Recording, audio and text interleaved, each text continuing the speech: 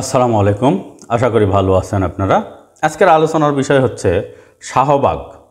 আপনারা সবাই জানেন যে শাহবাগে আওয়ামী লীগ নিষিদ্ধের দাবিতে ব্লকেট চলছে। এই ব্লকেট আন্দোলনে অংশগ্রহণ করেছেন ৪৩টি রাজনৈতিক দল ও সংগঠন। ৪৩টি মানে কি? সারা বাংলাদেশের অধিকাংশ রাজনৈতিক দল সংগঠন সেখানে অংশগ্রহণ করছে। এখন কথা হচ্ছে শাহবাগটা কোন জায়গা, একবার একটু চিন্তা করে দেখেন তো। আচ্ছা, এটার আগে আমি আরেকটা বিষয় নিয়ে আলোচনা করছি যে সাবেক প্রেসিডেন্ট আব্দুল হামিদ পালিয়ে গেছে। আপনারা সবাই জানেন থাইল্যান্ডে গেছেন। কেন পালিয়ে গেল? থাইল্যান্ড থেকে সে যাবে সিঙ্গাপুর, সিঙ্গাপুর থেকে যাবে ইন্ডিয়া।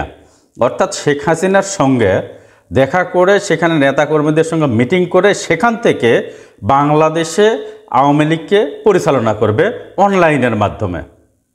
এই কথাটা বলাটার উদ্দেশ্য হচ্ছে, আপনারা জানেন বিগত 15টি বছর জনাব তারেক রহমান ইংল্যান্ড থেকে অনলাইনের মাধ্যমে ভার্চুয়ালি বিএনপিকে কন্দলিং থেকে, গ্রুপিং থেকে টিকে রেখেছিল, বিএনপিকে চাঙ্গা রেখেছিল। ইংল্যান্ড থেকে দিক নির্দেশনামূলক বক্তব্য দিত, নির্দেশনা দিত, দল কিভাবে পরিচালিত হবে ইংল্যান্ড থেকে নির্দেশনা দিত।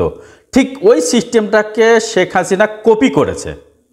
শেখ হাসিনা এবং তার প্রেসিডেন্ট আব্দুল হামিদ কপি করে এখন ভারত থেকে বাংলাদেশের আওয়ামী লীগকে অনলাইনের মাধ্যমে পরিচালনা করবে। এই জন্য আব্দুল হামিদকে ডেকে নিল, সেখান থেকে বাংলাদেশকে পরিচালনা করবে। আমি মনে করি এটা একটা কপি। ভাগ্যের কি নির্মম পরিহাস দেখেন। দীর্ঘ 15টি বছর তারেক রহমানকে এত তুচ্ছ তাচ্ছিল্য করে গালিগালাজ করত, বলতো জিয়াউর রহমানের নাকি সে কুলাঙ্গার, কুসন্তান। চিন্তা করে দেখেন, একবার ভেবে দেখেন, সেই নেত্রী, মানে প্রতাপশালী নেত্রী আজ দেশে নাই, বাহির থেকে তাকে ঠিক তারেক রহমানের কৌশলকে কপি করে আওয়ামী লীগকে পরিচালনা করতে হচ্ছে। এরপরে দেখেন তারেক রহমানকে কপি করলো শেখ হাসিনা। ইমরান এই সরকার ও লাকিকে কপি করলো বর্তমানে এনসিপি সহ ছাত্র সংগঠন, বৈষম্য বিরোধী ছাত্র আন্দোলন এবং 43টি রাজনৈতিক দল এবং সংগঠন। সেই শাহবাগেই তারা আন্দোলন করছে আওয়ামী লীগকে নিষিদ্ধের দাবিতে। তাহলে দেখেন এখানে দুইটা কপির বিষয়। একটা হলো তারেক রহমানকে কপি করলো শেখ হাসিনা। আমরা মনে করতাম শেখ হাসিনা মনে হয় অনেক রাজনীতিবিদ, অথচ তারেক রহমানকে কপি করলো। আবার শেখ হাসিনার কুটচালেই কিন্তু শাহবাগে ইমরান এই সরকার এবং লাকি তারা এই প্রোগ্রামগুলো করেছিল, সকল প্রকারের অর্থনৈতিক সাপোর্ট করেছিল হাসিনা। এই ইমরান এই সরকার লাকির নেতৃত্বে শাহবাগে যে আন্দোলন হয়েছিল, যার ফলশ্রুতিতে দেশের বড় বড় জামাতের নেতাদেরকে ফাঁসি দেওয়া হয়। আপনারা সবাই জানেন কামারুজ্জামান, এরপর হচ্ছে নিজামি, এরপরে মোজাহিদ, এরপরে হচ্ছে আপনার জামাতের নেতাদেরকে আর কি প্রথমে জেল দিয়েছিল। জেল দিয়েই তার মনের খায়েশ পূরণ হয়নি। পরবর্তীতে আইন সংশোধন করার জন্য এই শাহবাগে আন্দোলন সৃষ্টি করালো। আন্দোলনের মাধ্যমে আইন সংশোধন করে জামাতের এই বড় বড় নেতাদেরকে ফাঁসি দিয়ে দিল। আবার ওই একই শাহবাগ জায়গায় আছে, কিন্তু শেখ হাসিনা দেশে নেয়। ওই একই জায়গাতে এখন আন্দোলন হচ্ছে আওয়ামী লীগকে নিষিদ্ধ করার জন্য। আর এই আন্দোলনে শুধু আওয়ামী লীগকে নিষিদ্ধ হয় না, সেখানে এনসিপির সভাপতি নাহিদ ইসলাম 3টা দাবিও পেশ করছে। দাবি 3টা আপনাদের একটু বলি।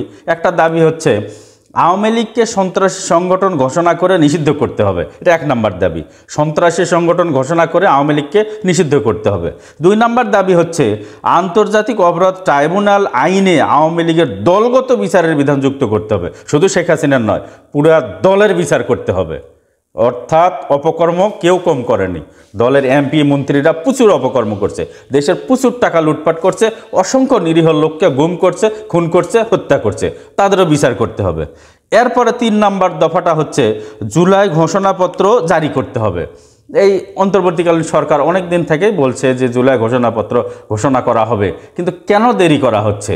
এই দেরির কারণ অনুসন্ধান করে দ্রুত গতিতে জুলাই ঘোষণাপত্র জারি করার জন্য বর্তমানে অন্তর্বর্তীকালীন সরকারকে অনুরোধ করছেন। এই 3টা দাবি। আমার মনে হয় এই যে আওয়ামী লীগকে ঘোষণার জন্য যে সারা বাংলাদেশ ফুঁসে উঠছে, আমার ধারণা অচিরেই আওয়ামী লীগ নিষিদ্ধ ঘোষিত হবে। শুধু আওয়ামী লীগ না, আওয়ামী লীগ, যুবলীগ, ছাত্রলীগ তো আগেই হয়েছে, অর্থাৎ আওয়ামী লীগের অঙ্গ সংগঠন যত সবাইকে নিষিদ্ধ ঘোষণা করবে, এটা আমার 99% বিশ্বাস। ঠিক আছে, দেখা যাক কি হয়, আমরা সবই জানতে পারবো, আপনারাও জানতে পারবেন। ধন্যবাদ, আসসালামু আলাইকুম।